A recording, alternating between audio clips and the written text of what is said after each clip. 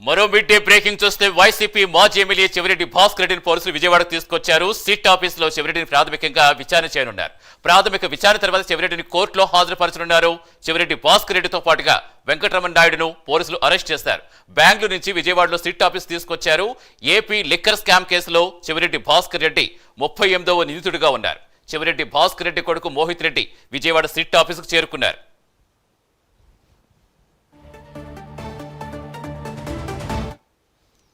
అరెస్టుకు ముందు చెవిరెడ్డి భాస్కర్ రెడ్డి ఆడియో విడుదల చేస్తారు. తన అరెస్ట్ అప్రజాస్వామికంగా పేర్కొన్నారు. అరెస్టులకు భయపడని స్పష్టం చేశారు.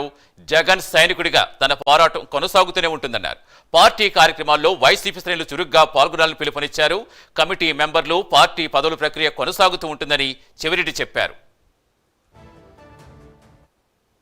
పూర్తి సమాచారం ఇచ్చేందుకు మా కరెస్పాండెంట్ రాజ్ కుమార్ లైవ్ లో జరుగుతున్నారు. రాజ్ కుమార్, ప్రస్తుతం సిట్ విచారణ ప్రారంభమైందా? చెవిరెడ్డి అంశానికి సంబంధించి ఇంకా ఎంతమందిని విచారణకు పిలిచే అవకాశం ఉంది? ఎవరెవరి పేర్లు ప్రముఖంగా వినిపిస్తున్నాయి?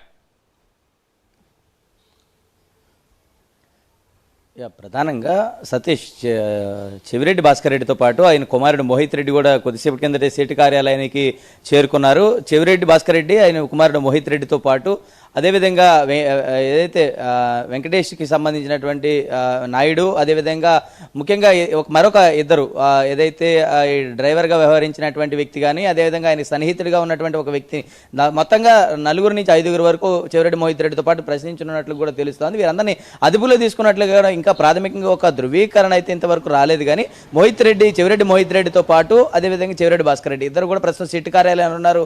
ఇద్దరిని కూడా విచారించేటువంటి ప్రయత్నం అటు సిట్ అధికారులు చేస్తున్నారు.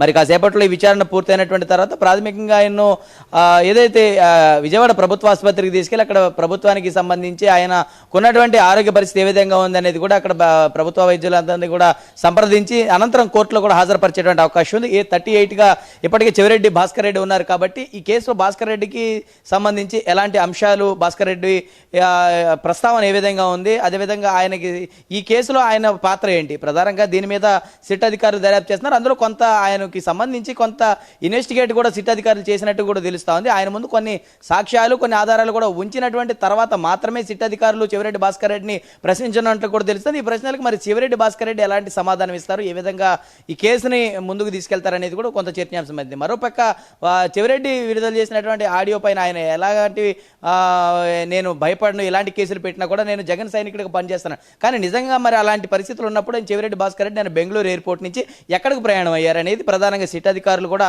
ఆలోచిస్తా ఉన్నారు. ఇది ప్రభుత్వం కూడా దీనిపైన అంటే నిజంగా ఇవన్నీ కూడా మేకపోతు గంభీరమైనటువంటి మాటలేనా, లేదంటే నిజంగానే చెవిరెడ్డి భాస్కర్ రెడ్డి అంత ధైర్యవంతుడైనప్పుడు బెంగళూరు ఎయిర్పోర్ట్ నుంచి ఎక్కడికి వెళ్తున్నారంటూ కూడా కూటమి నాయకులు కూడా ప్రశ్నిస్తున్నటువంటి పరిస్థితి ఉంది. మరి నిజంగానే అంత ఆయన ధైర్యవంతుడిగా ఉండి ఇవన్నీ ఈ ఆడియో టేప్స్ కానీ, లేదంటే మొన్న మీడియా సమావేశంలో మాట్లాడిని కూడా నిజంగా మరి ఆయన ఎక్కడికి వెళ్లాల్సిన అవసరం లేనప్పుడు ఆయన నిన్న ఎక్కడికి ప్రయాణం అయ్యారన్నది మాత్రమే ఒక ప్రశ్నార్థంగా ఉంది. ఇటు 38వ నిందితుడిగా ఆయన్ను సిట్ అధికారులు ఈ లిక్కర్ స్కామ్ కేసులో చేర్చారు.